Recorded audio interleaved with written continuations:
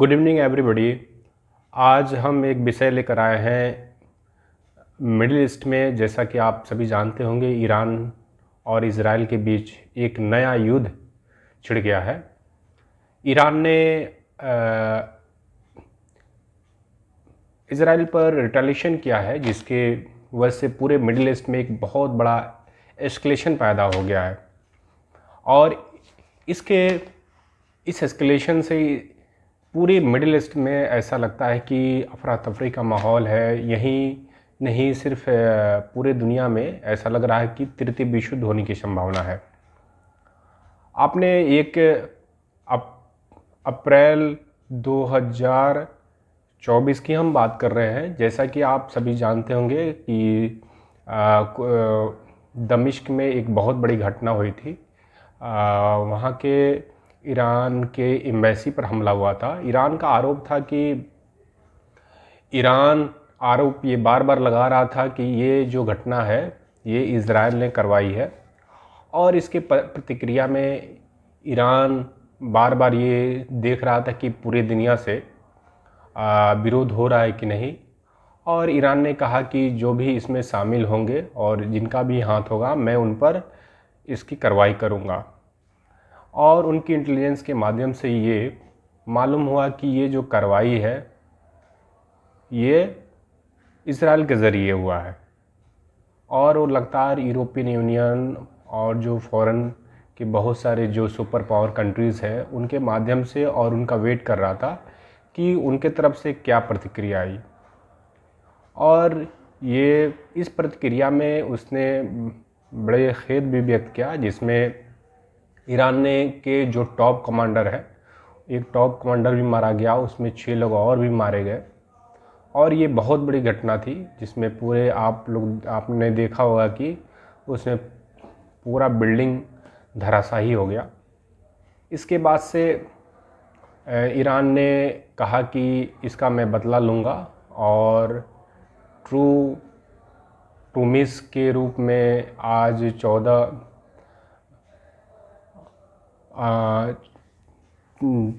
की रात को ऐसा माना जा रहा है कि जो ये घटना है रात में हुई है।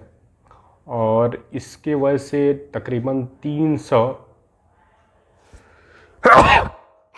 रॉकेट्स वगैरह और भी बहुत सारे मिसाइल्स वगैरह जॉर्डन के माध्यम से ईरान ने इज़राइल पर हमला किया है।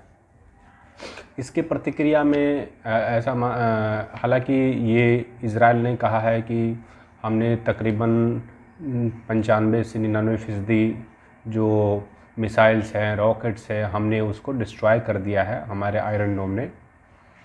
और जो रेस्ट जो मिसाइल्स हैं, जो रॉकेट्स हैं, वो ऐसे इलाके में गिरे जिससे बहुत ज़्यादा नुकसान नहीं हुए हैं इज़राइल को।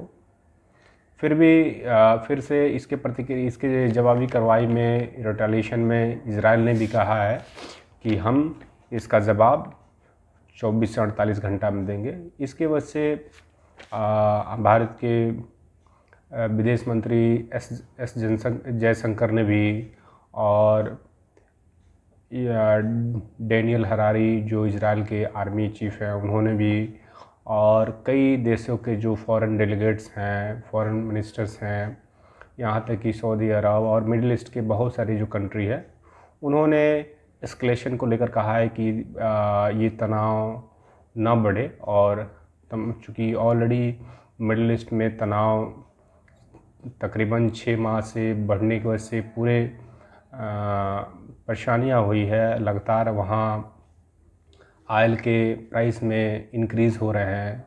और पूरे वर्ल्ड में भी एक तरह से आपने देखा भी होगा कि अभी यूरोप में रशिया और यूक्रेन का युद्ध चल रहा है। और 7 अक्टूबर वाली जो घटना है 2023 में जो हुई थी, इज़राइल और हमास और फ़लस्तीन के बीच में जो वो घटना अभी चल ही रही है। तेल अवीव में लगातार वो चाह रहे हैं कि हम वहाँ कार्रवाई करें। इसके वजह से भी इस तरह से चीज़ें लगातार पूरे अगर मिडिल ईस्ट में देखा जाए तो घटनाएं बढ़ती जा रही हैं।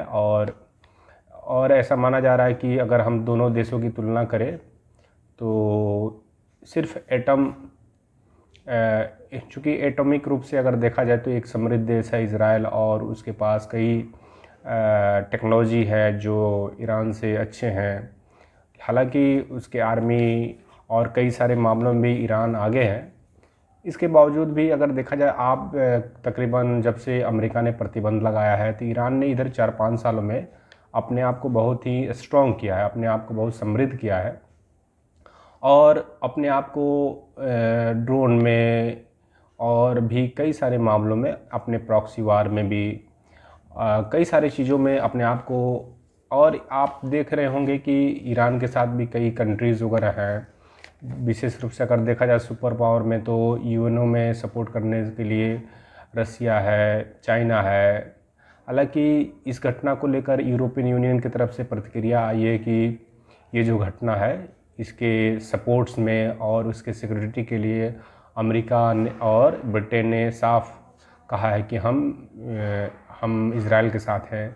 जबकि ईरान ने कहा है कि आप इस जो वार में है अपने आप को अलग रखिए। इसके बावजूद भी अमेरिका और ब्रिटेन, ऋषि सुनक की भी प्रतिक्रिया आ चुकी है, बाइडेन की भी प्रतिक्रिया आ चुकी है, कई सारे कंट्रीज़ ने भी इसका प्रतिरोध किया है कि मिडिल ईस्ट में तनाव ना बढ़े। लेकिन लगातार तनाव बढ़ने की आशंका बढ़ती जा रही है। आप देखेंगे कि जैसे ये घटना है, इस घटना के बाद से चीज़ें लगातार मीडिया के ज़रिए, सोशल मीडिया के ज़रिए, बीबीसी के ज़रिए, बहुत सारे अल जज़ीरा के ख़बरें आ रही हैं। लगातार वहाँ से अपडेट्स लिया जा रहा है कि कहीं इज़राइल की तरफ से रिटेलिएशन ना हो। चूँकि और इस घटना के बाद से लेबनान ने भी, जो हिजबुल्लाह के जो संगठन हैं, जो सपोर्टर्स हैं, जो ईरान के सपोर्टर्स हैं, उन्होंने भी कई जो इज़राइल के जो आर्मी हैं उस पर अटैक किया है, फिर उन्होंने भी अटैक किया है। हालांकि हताहत होने की बहुत ज़्यादा इसकी खबर तो नहीं है, लेकिन एक दूसरे पर अटैक कर रहे हैं, एक दूसरे में तनाव पूरे मिडिल ईस्ट में बढ़ा हुआ है। ऐसा माना जा रहा है कि अगर घटना और ये तनाव बढ़ता है तो पूरे तृतीय यानी कि थर्ड वर्ल्ड वार होने की संभावना है। तो इसी संदर्भ में अगर देखा जाए तो हम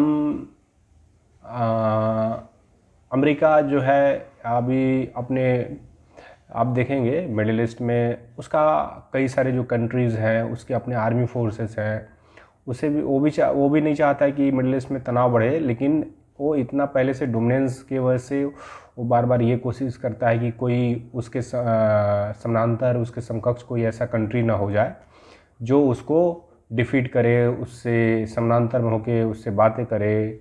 और विशेष रूप से उसको आप देखेंगे कि जब भी कोई मिडिल ईस्ट में कोई कंट्रीज़ जब अपने आप को आर्थिक रूप से यानी कि अपने आप को ज़्यादा इंक्रीज़ करता है तो वो कहीं ना कहीं अमेरिका का इंटरफेरेंस बढ़ने लगता है, किसी न किसी माध्यम से वो वहाँ की सरकार में इंटरफेरेंस बढ़ने लगता है।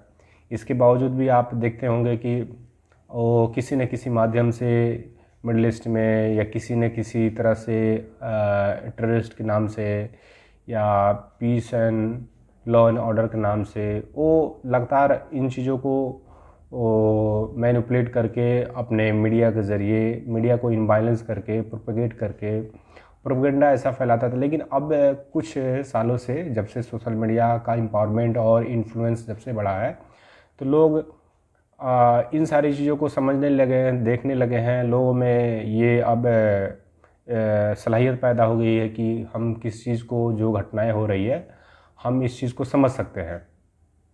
अब जो चीज़ें बढ़ रही है लगातार, इसकी वजह से मिडिल ईस्ट में तो पूरे टेंशन तो है ही और एस्केलेशन तो बढ़ ही रहा है। इसकी वजह से अगर युद्ध होता है तो प्राइस जो है क्रूड ऑयल के प्राइस भी बढ़ेंगे। इससे पूरे वर्ल्ड के इकोनॉमी पर तो प्रभाव पड़ेगा ही, क्योंकि ये कहीं ना कहीं देखा जाता है थर्ड वर्ल्ड वार की ओर ये युद्ध चला जाएगा, ये वार चला जाएगा। चूँकि दोनों देश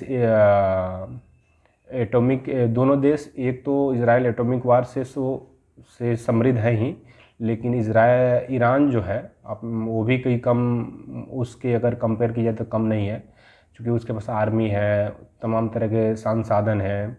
इसके अलावा उसके जो आसपास के जो देश हैं वो भी एक दूसरे को सपोर्ट कर रहे हैं।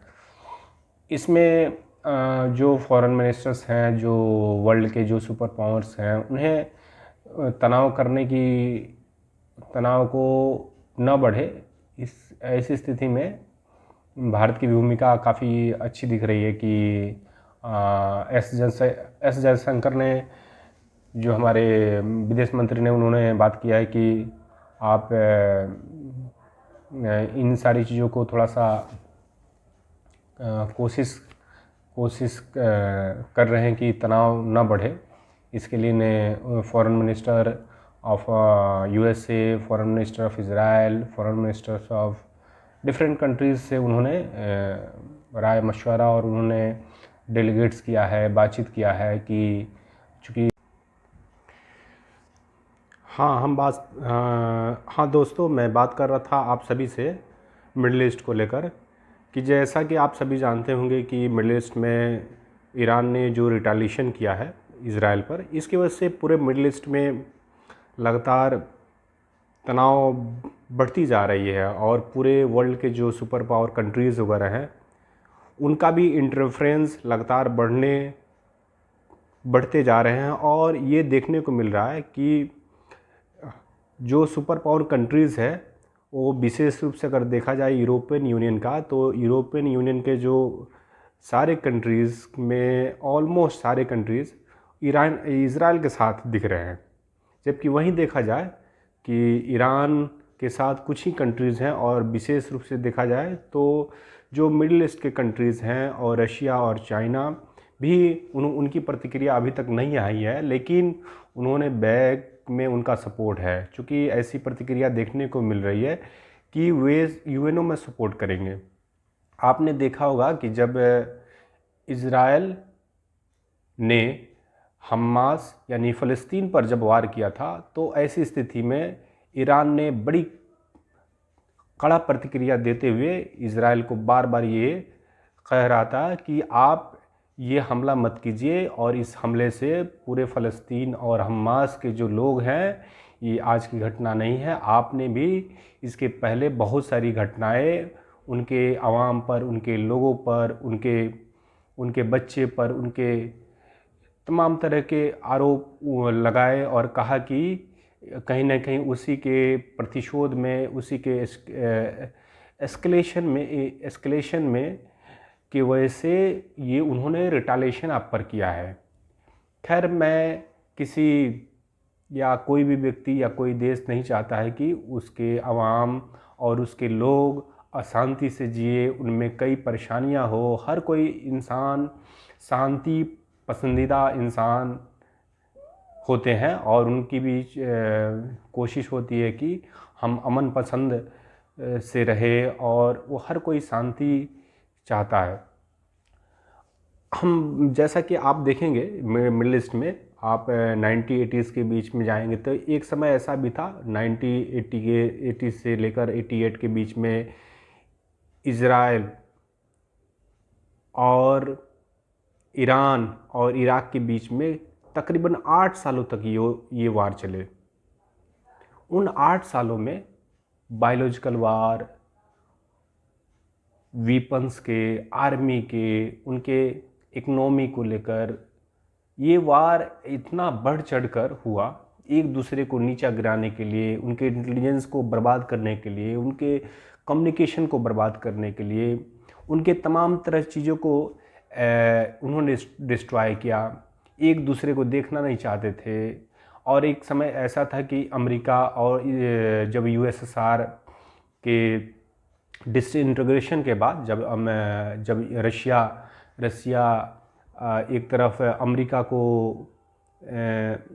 अपने आइडियोलॉजी को इंक्रीज़ कर रहा था, पूरे दुनिया में जाकर अपने आइडियोलॉजी को प्रोपेगेट कर रहा था। वहीं अमेरिका अपने कैपिटलिस्ट आइडियोलॉजी को पूरे दुनिया में प्रोपेगेट करना चाह रहा था और उसके लिए पैसा और उसके लिए तमाम तरह चीज़ों को सपोर्ट करता था। ऐसी स्थिति में अगर हम देखते हैं पूरे वर्ल्ड के जो जियो पॉलिटिक्स है, विशेष रूप से अगर देखा जाए तो यूएसएसआर के इंटीग्रेशन के बाद एक बहुत बड़ा जियो पॉलिटिक्स में बदलाव आया है। विशेष रूप से अगर देखा जाए तो जो हमारा कैपिटलिस्ट जो ग्रुप है, वो जो कैपिटलिस्ट लोग हैं उनमें मतलब जो कंट्री के उनमें ये लिबर्टी दी गई कि आप जो करना चाहते हैं ये आपकी स्वतंत्रता है, ये आपका फ्रीडम है, इसमें गवर्नमेंट्स आपको सपोर्ट करेगी, सिक्योरिटी देगी और आपके कम्युनिकेशन और जो भी सुख सुविधाएं हैं आप उसको ले सकते हैं। लेकिन जबकि आप यूएसएसआर के डिसइंटीग्रेशन से पहले, अगर हम उनके पूरे मिखाइल गोर्बाचेव से पहले और तमाम जो स्टालिन और उससे पहले अगर लेनिन, उनके जो आइडियोलॉजी में तो उनका ऐसा मानना था कि हम सोशलिस्ट और जो गवर्नमेंट्स के जो पब्लिक सेक्टर के माध्यम से भी हम वेलफेयर कर सकते हैं डेमोक्रेसी का। इस तरह से हम देखते हैं कि पूरे उस समय जैसे कि आपने सुना होगा और देखा भी होगा और किताबों में पढ़ा होगा कि जैसे ही वर्ल्ड वार सेकेंड होता है तो पूरे वर्ल्ड वार जैसे ही ये वर्ल्ड वार ख़त्म होता है तो पूरे वर्ल्ड विशेष रूप से 3 भागों में बढ़ जाता है। एक 2 सुपर पावर और जो तीसरे देश होते हैं जो न्यूट्रल होते हैं, जो किसी के पक्ष में तो नहीं होते हैं। जैसे आपने देखा होगा कि हमारे देश को जो पहले प्रधानमंत्री थे उन्होंने एक गुट निरपेक्ष आंदोलन उन्होंने चलाया और वो गुट निरपेक्ष आंदोलन था कि हम किसी आंदोलन में तो शामिल नहीं होंगे लेकिन हम न्यूट्रल बनकर हम आपकी चीज़ों को समर्थन नहीं करेंगे लेकिन हम किसी के पक्ष में भी नहीं रहेंगे। तो इस तरह से नॉन अलाइन मूवमेंट उन्होंने चलाया और ये कहीं ना कहीं काफ़ी हद तक सक्सेसफुल भी रहा और इसकी पूरे दुनिया में काफ़ी सराहना की गई, प्रशंसा की गई। और अभी भी आज भी जब हम न्यूट्रलिटी की बात करते हैं, जब हम गुटनिरपेक्ष की बात करते हैं तो कहीं ना कहीं किसी न किसी ज़रिए से और किसी न किसी माध्यम से जब भी इंटेलेक्चुअल ग्रुप में इंटेलेक्चुअल जब बातचीत होती है तो हमारे पहले देश के जो प्रधानमंत्री है पंडित जवाहरलाल नेहरू की बात आ ही जाती है। और ये बुरा भी नहीं, अच्छी बात है, कहीं ना कहीं देश का नाम ही होता है। सबसे पहली बात है, कई लोग विचारधारा के आधार पर लोग आइडेंटिफाई करने लगते हैं कि ये कांग्रेसी है, ये बीजेपी है। हम जब भी देश की बात आए तो पहले देश को सर्वोपरि और देश को अग्रणी रूप से हमें इसकी प्रशंसा करना चाहिए, क्योंकि हर व्यक्ति में कहीं ना कहीं जो इंटेलेक्चुअलिटी होती है, जो बुद्धिमत्ता होती है, जो उनका जो इंटेलिजेंस होता है, हमें उनका सम्मान करना चाहिए। खैर हम चलते हैं, अभी हम बात कर रहे थे हम मिडिल ईस्ट की अगर बात करते हैं तो मिडिल ईस्ट में आप कुछ सालों से 1988 के बाद आप देखेंगे अमेरिका का इंटरफेरेंस, जब वियतनाम वार में उसकी काफ़ी बुरी हार हो जाती है। तो चूँकि प्रॉक्सी वार होने की वजह से अमेरिका की उसमें बहुत ही आलोचना हुई थी और चूँकि उन्होंने मतलब कहने का मतलब मेरा कि जो उसमें हार होने की वजह से अपने आप को मतलब बड़ा ही शर्मिंदा महसूस कर रहा था। जब अमेरिका वियतनाम वार में जब उसकी बुरी हार हो गई तो एक वो पूरे जब ईरान और इराक के बीच में जब वार हो रहे थे तो इंटरफेरेंस नहीं करना चाह रहा था। लेकिन जैसे ही ये वार समाप्त होती है और सीज़ फायर हो जाता है दोनों देशों में, तो जो सऊदी अरब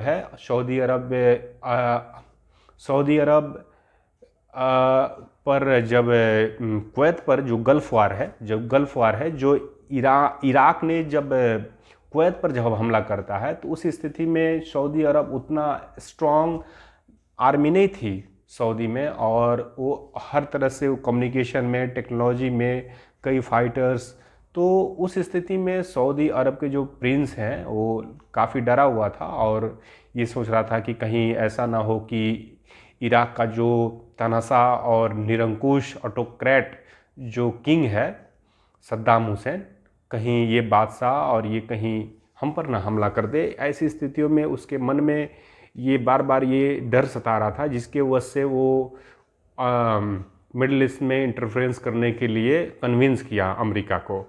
और अमेरिका भी ऐसी स्थितियां ढूंढ रहा था कि उसे मौका मिले, ये अपॉर्चुनिटी उसको अच्छा मिला। और उस दौरान हुआ क्या कि चूँकि उस समय रशिया और जो अमेरिका के बीच में एक जो तनाव था, तो लगातार ये जो तनाव, चूँकि उस समय रशिया ने भी एक तरफ आप देखेंगे अफगानिस्तान में 1979 में रसिया ने जो वहाँ वार किया अफ़गानिस्तान में, तो अफ़गानिस्तान में ये धीरे धीरे चीज़ें वहाँ भी काफ़ी दिनों, तकरीबन कई सालों तक लड़ाई लड़ा रशिया, लेकिन अंततः रशिया को भी अपने आप को विड्रॉ करना पड़ा। फिर उसके बाद अमेरिका आया, अमेरिका ने भी 20 सालों तक लड़ाई किया। फिर आप देखेंगे मुल्ला उमर, उसामा बिन लादेन, फिर अफ़गानिस्तान से आप देखेंगे इराक़ में भी कई सालों तक अमेरिका का इंटरफेरेंस बढ़ा, वहाँ लड़ाई किया। फिर आप देखेंगे कि एक समय ऐसा भी था तकरीबन 29 देश और अमेरिका और सुपर पावर्स और जितने कंट्रीज़ हैं इराक़ के विरोध में जाकर उन्होंने लड़ाई किया। और पूरे मिडिल ईस्ट में तो इसका प्रभाव पड़ा ही, साथ कई ऐसे कंट्री हैं जो बर्बाद हो गए। इसके अलावा आपने देखेंगे कि कुछ सालों से अभी लगातार आप ये कहीं ना कहीं इसमें वो आप देखेंगे उस मिट्टी की पता न क्या कैफियत है, क्या तरबियत है कि वहाँ की मिट्टी में हमेशा युद्ध होते रहता है। आप देखेंगे कि वहाँ पर्शियन गल्फ़ अगर देखेंगे कि एक समय था कि पर्शियन गल्फ़ का कितना प्रभाव था पूरे वर्ल्ड में। और जब भी हम बात करते हैं, अब जिस तरह से ऐसा लोगों का अक़ीदा है कि आप देखेंगे अल-अक़सा जो मस्जिद है कि वो आसमान से उन्होंने वहाँ से घोड़े से यात्रा की थी, यूसुफ़ अलैहिस्सलाम भी वहीं से गए थे, मोहम्मद साहब भी वहीं से गए थे, मूसा अलैहिस्सलाम भी वहीं से गए थे। हालांकि हमारे जितने भी प्रोफेट आए और उससे पहले मोहम्मद साहब से जितने पहले और आखिरी जो नबी है, और लोगों में इस्लाम का जो आखिरी नबी है मोहम्मद सल्लल्लाहु अलैहि वसल्लम, वो हमारे आखिरी नबी है और उनके जो प्रोफेट है। और हालांकि इस्लाम में ऐसा किसी का विरोध नहीं किया गया है, रेस्पेक्ट, और वो उन्हें भी मतलब कम और ज़्यादा नहीं, उन्हें भी उतना ही रेस्पेक्ट दिया गया है। लेकिन आखिरी नबी पर अक़ीदा और उनके जो लिटरेचर है और जो आसमानी किताब है उन पर ये ज़्यादा अक़ीदा करने की बात कही गई है। और ये नहीं कही गई किसी को आप नीचे गिराकर आप अपने आप को प्रोपगेट कीजिए, आप अपने आप को बढ़ाइए। खैर, हम बात कर रहे थे अभी फ़िलहाल मिडिल ईस्ट में इस जो एस्केलेशन होने के वजह से आप देखेंगे कि लेबनान में, अभी फ़लस्तीन में, उधर मिस्र में, आसपास के जितने इलाके, जॉर्डन में, चूँकि जॉर्डन अभी क्या है कि जॉर्डन अभी इज़राइल के पक्ष में है। और इज़राइल चूँकि सीधे वार होने की संभावना इसलिए नहीं बन रही है चूँकि इन्फेंट्री बटालियन अगर वार करते हैं तो उसे जॉर्डन से होकर गुजरना ही पड़ेगा, चूँकि उस आसपास की जो जोग्राफ़ी है वो काफ़ी थाउजेंड्स ऑफ किलोमीटर्स का डिस्टेंस है इज़राइल और ईरान के बीच में। तो ऐसी स्थितियों में अगर देखा जाए तो पूरे मिडिल ईस्ट की जो एक सीधे वार होने की संभावना नहीं है, चूँकि एक कंट्री होने की वजह से और उनकी जोग्राफ़ी और एक दूसरे की सीमा भी नहीं लगती है। तो ऐसी स्थिति में अगर वार करते भी हैं, रिटालिएट करते भी हैं, तो रिटालिएट करेंगे तो या तो फिर वो एयर से कर सकते हैं या फिर वो मिसाइल से कर सकते हैं या रॉकेट से कर सकते हैं। सीधे वार होने की इसलिए संभावना नहीं है चूँकि उनकी जो जोग्राफ़ी है, उनकी जो सीमाएं हैं, एक दूसरे से नहीं लगती। अगर एक दूसरे से लगती तो वहाँ चांसेस था बॉर्डर एरिया से इन्फेंट्री के माध्यम से अपने सैनिकों के माध्यम से, अपने जो बड़े बड़े हथियार हैं उनके माध्यम से वो लड़ सकते थे। ऐसी स्थिति में आप जैसे आप सुनते आ रहे हैं कि जैसे भारत और ईरान के बीच में एक अच्छा संबंध है। अभी हाल फिलहाल में एस जयशंकर ईरान गए थे, उनके बीच में एक अच्छा MOU साइन हुआ है, जिसके वजह से हमारे और उनके बीच में एक ऐतिहासिक रूप से कई और सांस्कृतिक रूप से कई प्रगाढ़ता है, जो मजबूती है। और ऐसी मजबूती के लिए वो बार बार हमारे यहाँ से भी उनके अच्छे एक दोस्ताना है, इसके वजह से हम वहाँ से जो ऑयल मंगाते हैं। और इस स्थिति में अगर वहाँ तनाव बढ़ता है तो हो सकता है कहीं कि पूरे वर्ल्ड पर इसलिए प्रभाव पड़े, चूँकि एक तो दोनों देश काफ़ी हद तक काफ़ी समृद्ध है, और समृद्ध होने की वजह से इसका प्रभाव तो पूरे दुनिया पर पड़ेगा ही। चूँकि अगर ये वार अगर एस्केलेशन ज़्यादा बढ़ेगा तो कहीं ना कहीं इससे तकरीबन बड़ी आबादी प्रभावित होगी, बड़ा जोग्राफी प्रभावित होगा चूँकि, और काफ़ी लोग मारे जाएंगे, मिलियंस में लोग मारे जाएंगे। और आज के समय में हर किसी के पास परमाणु बम है, और ये एटम और जो डेवलप कंट्रीज़ हैं एक दूसरे को इंड्यूस तो करेंगे, लेकिन इसका प्रभाव विशेष रूप से जिस देश से लड़ाई हो रही है वहाँ के डेमोक्रेसी पर, वहाँ के लोगों पर इसका प्रभाव पड़ेगा। वहाँ के जो शांति से लोग रह रहे हैं, उनके स्कूल्स के जो बच्चे पर पड़ा, उनकी महिलाओं पर प्रभाव पड़ेगा, और वहाँ के आर्मी पर प्रभाव पड़ेगा। कहीं ना कहीं देखा जाए तो पूरा देश गर्त में चला जाता है। और अगर देखा जाए तो युद्ध किसी समस्या का हल नहीं है। तो ऐसी स्थितियों में अगर देखा जाए तो देश के जो सुपर पावर कंट्रीज़ हैं, जो यूरोपियन कंट्रीज़ है, भले हम कहने के लिए हम ये कहें कि हम बहुत विकसित हैं, हम इन सारी चीज़ों में हम एक दूसरे को हम टारगेट कर सकते हैं, हीट कर सकते हैं, लेकिन प्रभाव और उसके जो नुकसान है उसी व्यक्ति को, उसी देश को झेलना पड़ता है। ऐसी स्थिति में जो देश हैं जिनके पास काफ़ी समृद्ध तकनीक हैं, टेक्नोलॉजीज़ हैं, कम्युनिकेशंस हैं, आयरन डोम्स हैं, और एयर फाइटर्स प्लेन्स हैं, जेट प्लेन्स हैं, और वो काफ़ी अपने आप को समृद्ध करते हैं, अपने आप को अच्छे और अपने आप को इंटेलिजेंस के रूप में अगर रिप्रेजेंट करना चाहते हैं, तो ऐसी स्थितियों में पूरे जो कंट्रीज़ हैं वर्ल्ड के जो इंटेलेक्चुअल्स लोग हैं, उन्हें कोशिश करना चाहिए कि ये सब चीज़ें न बढ़कर उन्हें मामला को पेसिफाई करें, जिससे मामला शांत हो जाए, लोग अमन के साथ रहें और एक दूसरे का सहयोग करें। चूँकि ऑलरेडी मिडिल ईस्ट में तनाव 6 माह से चल रहा है, उधर रशिया और यूक्रेन के युद्ध चल रहा है, वर्ल्ड की इकोनॉमी पहले से गिरे हुए, बेरोजगारी लगातार चरम सीमा पर बढ़ती जा रही है, और इससे किसी को लाभ नहीं मिलने वाला, नुकसान ही नुकसान है। साथ ही हम फिर अगले वीडियोज़ में बात करेंगे।